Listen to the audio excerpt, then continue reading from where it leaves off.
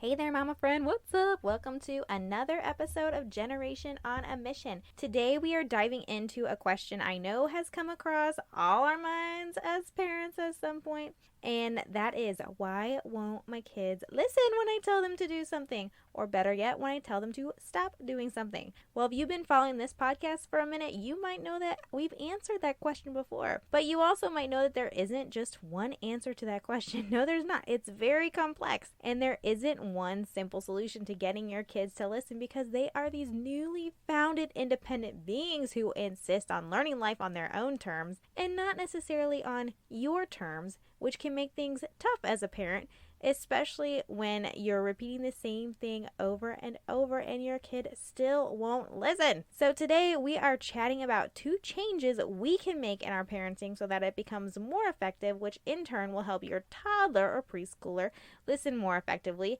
which might be music to your ears. Because yes, it's in our kids' nature to not listen when they don't want to, or when they are so hyper-focused on a certain task, but it's all in how we handle those moments that define whether or not we can actually get them to listen the first time around. And we haven't talked about these changes yet before, so after today's episode, you'll have 2 more tools in your parenting pocket to take with you to help transform your parenting. Are you ready? Let's learn a little something. Here we go.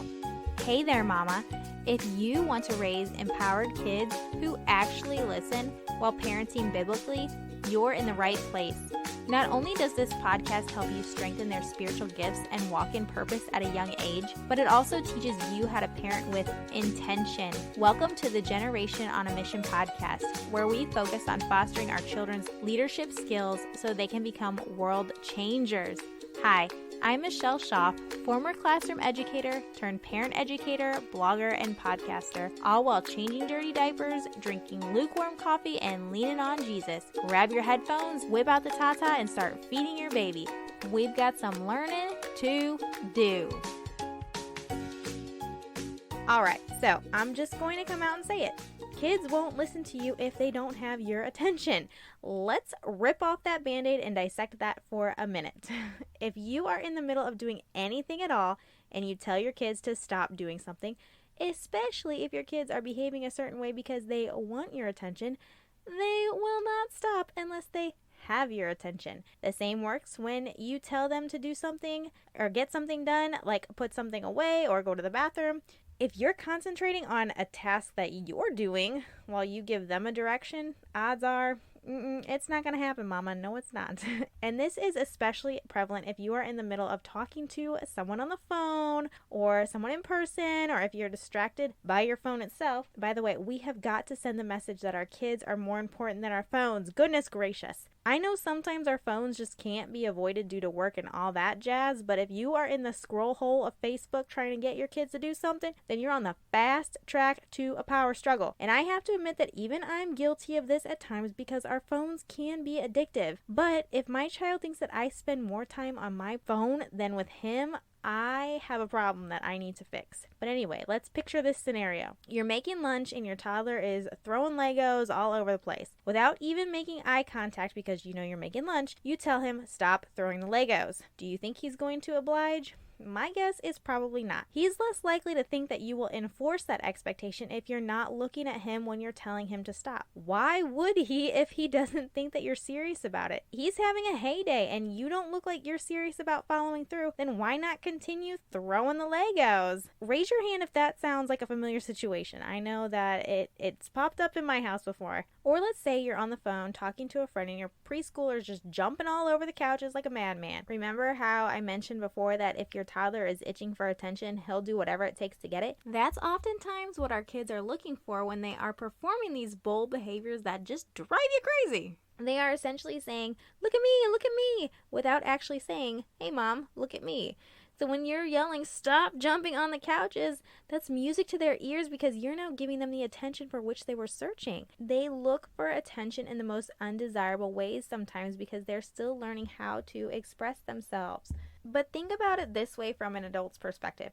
If your boss sends out a blanket email to everyone at your office or work, for example, saying, Stop talking during meetings. Are you really going to stop if you don't think it pertains to you? Speaking from experience, I'm guessing it might stop for a day or so and then you'll be back on that horse. However, if she came up to you and said personally, hey, you really need to stop talking during meetings because other people can't focus, my guess is that it will probably stick just a little bit longer and you'll probably stop for a more substantial amount of time. Now, we are more likely to follow through when we know the person giving us direction is focused on us and speaks directly to us about it. And our kids are the same way. But again, they don't have a good handle on how to express that yet, and they are still learning the ropes, and they're still testing boundaries. We have to make sure that we help them learn right from wrong by giving them our attention when we are telling them to do something or to stop doing something. You'd probably stop what you were doing if your child was about to fall off the chair and help him learn how to go down the right way, or if you saw he was running around with an object in his mouth because it's a safety hazard. So why wouldn't you stop him to help him learn right from wrong in a situation? Personally, I think that's equally as important. I think it's easier to continue to focus on our task at hand when it's not an emergency situation because, we have to get food on the table and we have to keep our routines, or bedtime's going to be later, but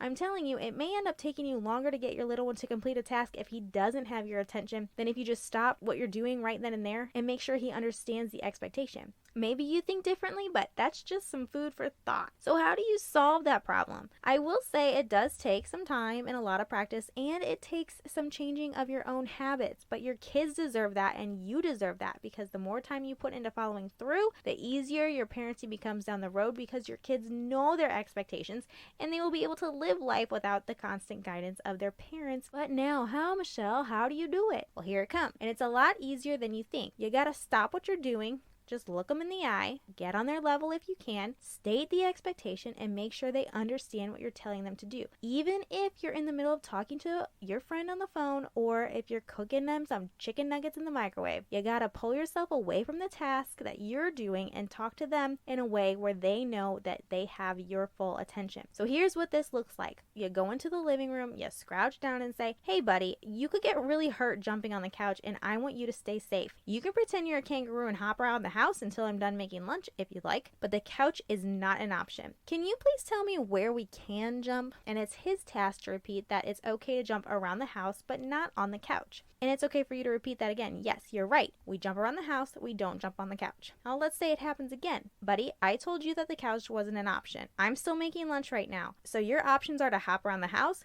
go in the basement and hop, or I can get out a toy for you to play with at your seat until lunch is ready. Which one do you choose? Asking a question at the end puts the ownership on them, and it shows you that they understand the expectation and it didn't just go through their little ears, because they actually have to think about what you said. They have to understand the expectation before they can apply it. Remember that. Or if you're on the phone, it's okay to politely say, hey Susie, I gotta go for a minute. I gotta deal with the situation. Can I call you right back? Odds are they've been there and they understand. You gotta do what you have to do so that your little one knows that he's your focus when you're telling him to do something and not your friend. If you just say, go wash up for lunch, honey, while you're on the phone, who knows? He might think you're talking to your friend, but he also might think that you're not serious enough about making sure he actually washes up, so he won't. And when he doesn't, do you know what's going to happen? You're likely going to get upset that he didn't follow your directions in the first place, and then you'll yell, I thought I told you to wash up, and he may yell back, and you know where it's going from there. It's turning into a power struggle, and we don't want that as parents, so let's try to avoid it if we can. And that's a good segue into the next reason why your kids may not listen, and that is kids won't listen if you don't follow through. You have got to follow through when you tell them to do or not to do something. And this can be from telling them to complete the simplest of tasks or stopping behaviors that are not acceptable. You have to follow through and you have to hold them accountable when you tell them to stop or when you give them a direction to do something. And if they are feeling brave and just go ahead with doing whatever you're asking them not to do, then again, stop what you're doing and make them do it the right way. That's following through with accountability. So take, for instance, you tell your preschooler to wait for the baby to go down the stairs first before he treks down them, because we want to make sure the baby gets down safely, but he continues to run down the stairs without any concern for the baby. He might be so hyper-focused on going down the stairs, like we mentioned before, that he may not even hear you say, stop and wait, or he's just so impulsive because he wants to get down the stairs to do whatever it is that's down there that he doesn't really want to wait. And I don't want to wait sometimes either, but you have to let him know that if he continues to go down, coming close to knocking the baby down, you're going to stop and hold him accountable. And that's an example of when you teach him the right thing to do. Even if, he's rushing down the stairs and he doesn't knock down the baby, he still needs to learn to wait and follow your direction. That's when you say, come back upstairs and show me you can wait for the baby to go down because we want him to stay safe and he's still learning. Or you can say, show me you can wait until I tell you it's okay to go down. It's okay to explain why you're telling them to do something or to stop doing something. And in fact, I'd encourage it. The more they know and understand the why behind the behavior, the more likely they are to stop the behavior. It may take a few times, but it will sink in. They need to know that when you tell them to do something, it's because you're trying to keep them safe or because it's the kind or right thing to do. They don't want to hear, well, you have to do it just because. That's not a good enough reason for anyone to stop doing something, even adults. I mean, for Pete's sake, we still even speed even though we know it's not the right thing to do because it's not as safe. But we're in a hurry, so now all the rules are void because we have our own agenda. Our kids are the same way, but if we teach them early and often enough, then they will know right from wrong and they won't do it because they know in their gut that it's not the right thing to do. Our kids will not learn to self-regulate and learn how to be patient if they are not taught alternative ways of handling situations, And a lot of these situations are learned through experiences themselves. That's how our kids learn. And it doesn't necessarily have to be a punitive experience, but the expectation does need to be taught. And we have to make sure that we follow through when we give our kids directions. Otherwise, they won't learn that they have to follow directions. Directions seem like an option when you're inconsistent with following through with them or enforcing them. And it can lead to a power struggle when sometimes you make them follow directions and sometimes you don't. That's confusing to little ones. And if it's an option sometimes, then why would they want to follow your directions if they don't have to? You gotta be consistent if you want to avoid those power struggles. But as we grow older, we come to learn the difference between right and wrong. And odds are we can do the right choice without someone breathing down our neck or our back about it. But again, putting it into perspective, if you think about driving again, for example, what do we do when we know a cop is on the side of the road? We slow it down substantially because, we know that they are there to hold us accountable. However, we don't slow down until we see that cops. Our kids are still in that same boat. They're learning right from wrong, and they need guidance when it comes to being held accountable. They know you're there to help them through it. And as they grow older, it will become more natural to them, but it's not natural to them yet, and you're there to teach them. And hopefully, as they grow older, they will learn to do the right thing on their own without you there teaching them every step of the way, but it takes proactive parenting and lots of praying to get them there. So I want you to remember that. This week, let's focus on making those 2 changes in our parenting when we give our kids directions. Let's first make sure we stop what we're doing to give them our full attention and provide them with the expectation, and then make sure we follow through and hold them accountable for showing us that they can follow through with completing the expectation. And I want you to see what kind of changes are being made when it comes to getting your little ones to listen. And before we go, I do want to give you a quick tip. Now that the cooler weather is arriving and a lot of new mamas out there are sending their kids to preschool and kindergarten for the first time, and we were out shopping for a coat this morning, and I was thinking, oh my gosh, I need to tell people, don't spend an arm and a leg on winter coats. I'm telling you why, because odds are they will end up going home with someone else, or they will end up going into the lost and found and sitting there, and your child will not bring it home one day, and you're going to get upset because you spent so much money on a winter coat and they don't know where it is because they lost it. That happens because, at recess it gets warm and they run around. Even though it's cold when you send them to school, it gets warm, they're running around, and then they leave it on the playground, and then it gets lost and someone else grabs it. So don't spend an arm and a leg on a coat. Get them something that's warm enough for school, or if you want a fancy coat, don't send it to school with them. Have 2, a cheap one and a nice one. So that way when their cheap one gets lost, it is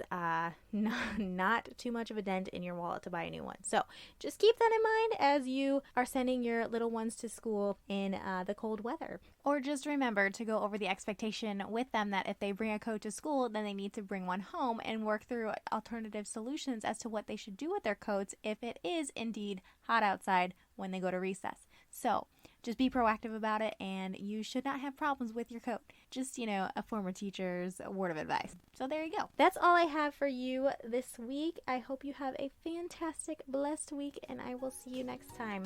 Bye-bye. Thanks for listening. See you next time. Real quick before you go, if today's episode made you laugh, learn, or love your littles a little more, please head on over to iTunes, subscribe, and leave a written review for the Generation on a Mission podcast. If you're needing simple ideas to boost learning for your kiddo, be sure to follow me on Instagram at Michelle Schauf, SCHAUF, or join our Facebook page at Generation on a Mission. See you next time.